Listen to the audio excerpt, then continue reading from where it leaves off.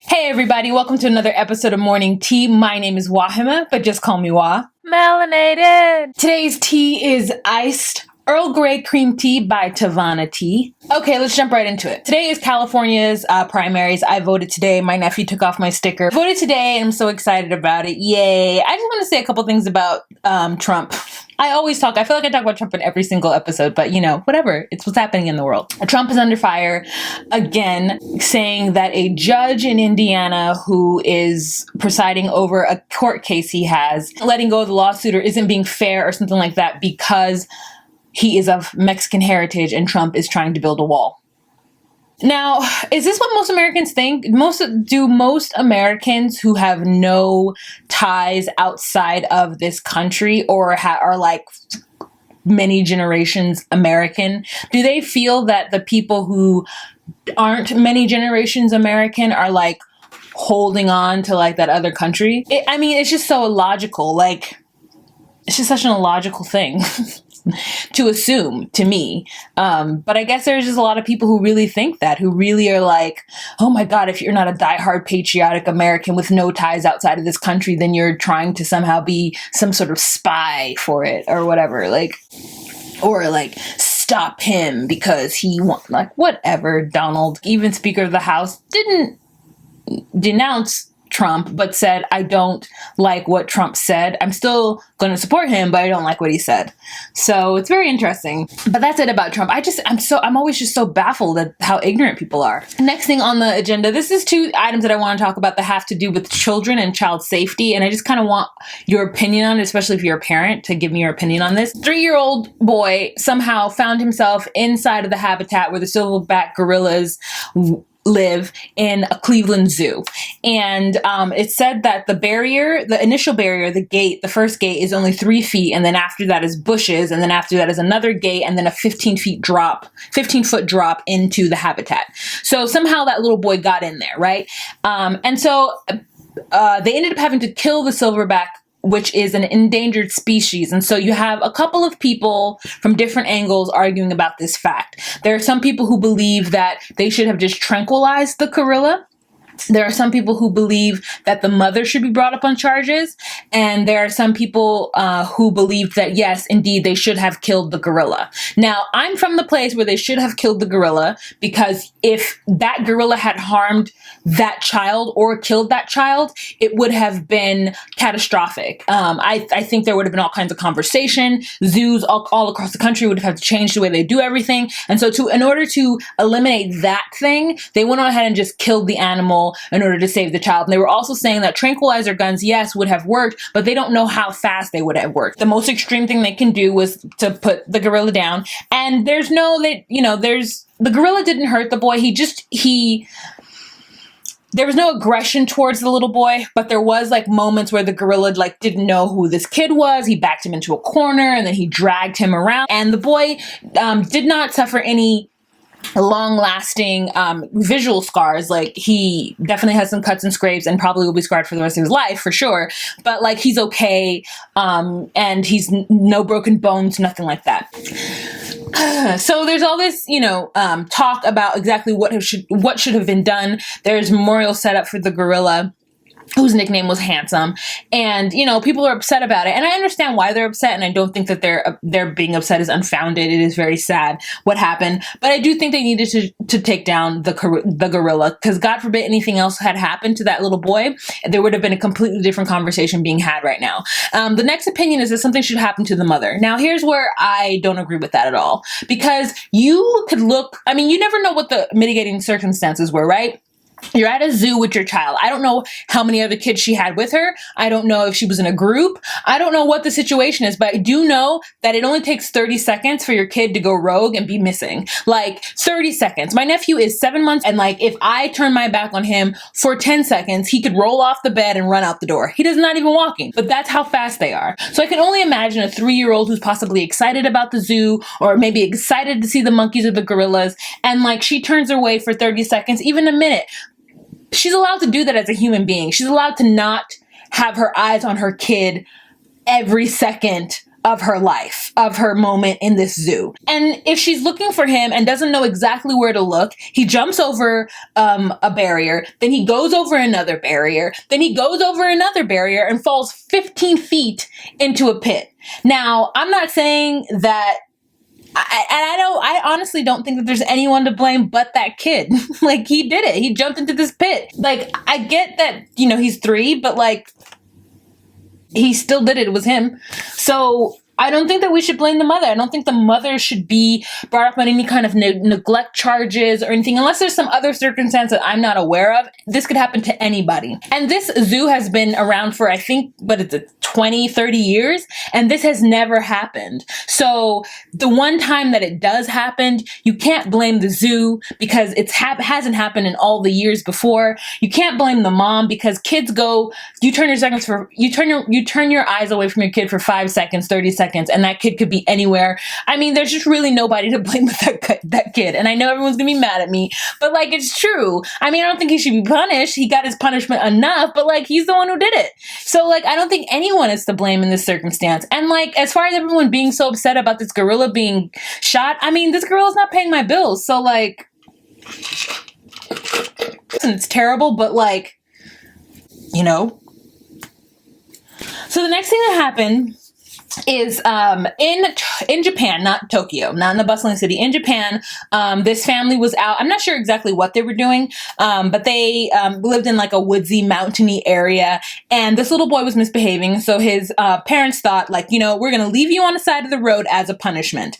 And so they left him on the side of the road, a mountainside road, and to like think about what he had done, and as a punishment, whatever. And they left. And when they came back, he was gone. And then he was gone for 6 days. They didn't know where he was. It turns out that he was only 4 miles away from where they had left him. He was at an abandoned military base in some sort of like hut or whatever. And he had been sustaining himself on tap water that was like outside, like a tap of from water. And military personnel had found him. They took a long time to find him because his parents didn't exactly say how they lost him. They were afraid to say that they left him on the side of the road because then they would be brought up on domestic abuse or domestic violence charges, and they didn't want that to happen. And like, people are talking, like, conversations, the authorities, the police aren't going to take any action, but they are going to report the family to like child services. And for me personally, like, how were they to know that he was going to walk away? They might have told him to stay there. They might have been like, your punishment is to sit here until we get back. And he was like, I'm out.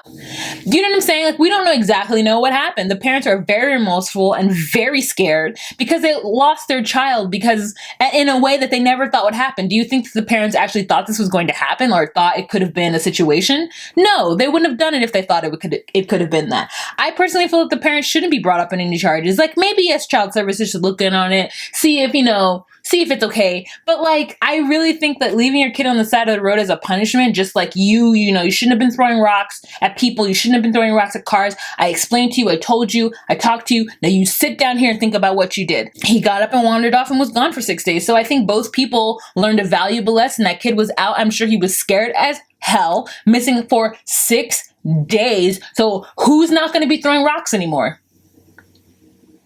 I don't know. Tell me what you guys think about that. People do that. People do that to their kids all the time. I'm not saying they leave them in the woods, but like, they do have punishments that can turn into being something that potentially could be dangerous that they don't that they don't necessarily foresee. So tell me what you guys think. I want to know your opinion. So the last thing I want to talk about is the Stanford Rapist. So this guy, he's 20 years old. Last name is Turner. I don't know his first name. He was caught raping a unconscious girl at a party, behind a dumpster somewhere on campus.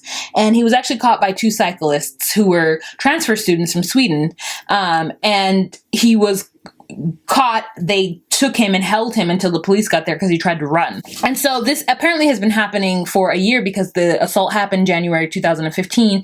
And this young woman has had her name kept out of the papers for obvious reasons, but they have been in court for a year. And the jury found him guilty and gave him, I think, the maximum, which I'm not sure, 2 years, I think, in federal or prison, 2 years.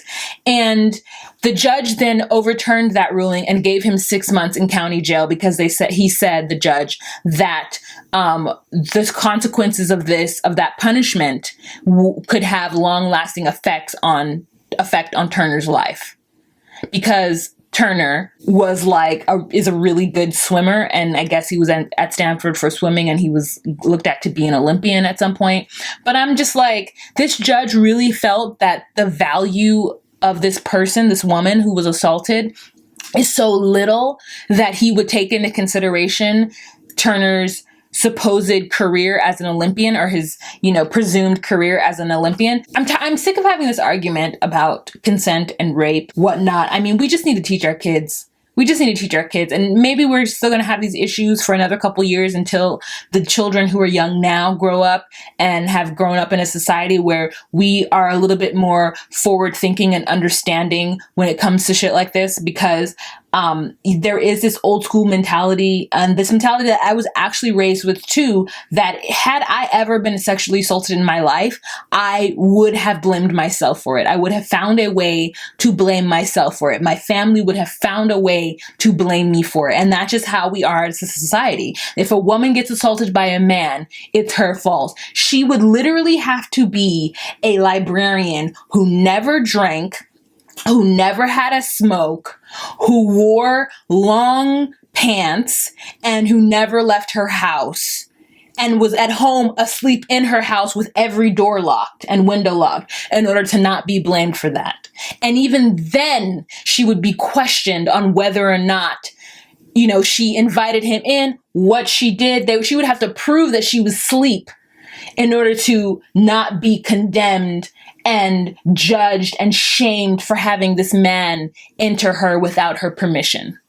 Like, that's how much that's the situation that would have to happen. It's crazy. And I'm tired of women being blamed for it. I'm tired of someone not seeing rape because it didn't happen in a dark alleyway and it wasn't violent. I mean, the act is violent, but if it wasn't if you don't have any physical bruises or the person, whatever, then it's not rape and we got to delve deep into it. No, there is a clear-cut line of consent. We need to teach that to our children. We need to learn that ourselves, and we need to stop blaming the victim for what the person who had the power did. So the girl wrote a letter to the judge, and the letter is so powerful. If I can link it down below, I will. I can't remember the newscaster's name, and I'm using an old word, the anchor's name, but she spent 20 minutes of her segment on CNN talking about this issue and reading the letter. And if you read it, you will really start to see how rape and assault affects the victim. And how a boy, because he had so much potential, can be seen as some sort of martyr, or it's just so dirty. I want to know who his lawyer is, that dirty muckety muck lawyer, who is just fighting for a year trying to dissect this girl's life to prove that somehow she either consented or deserved it or whatever. She deserved to be raped behind a dumpster, have her dress pulled up, her underwears pulled down, and then go through the rape kit process at the hospital with police answering questions that she couldn't answer because she couldn't remember. It's just too much, and I think that we try to protect our daughters in a way that prevents this kind of thing from happening to them, but it doesn't work that way, because it isn't our daughter's fault when it happens to them. It's society and the men who are raised in the society that says that boys will be boys, and that says that if a woman puts herself in a position, it's almost his duty, his right, like the Second Amendment, his right to attack her because she has put herself in a situation and he is just a rutting man who can't control himself. He doesn't know any better.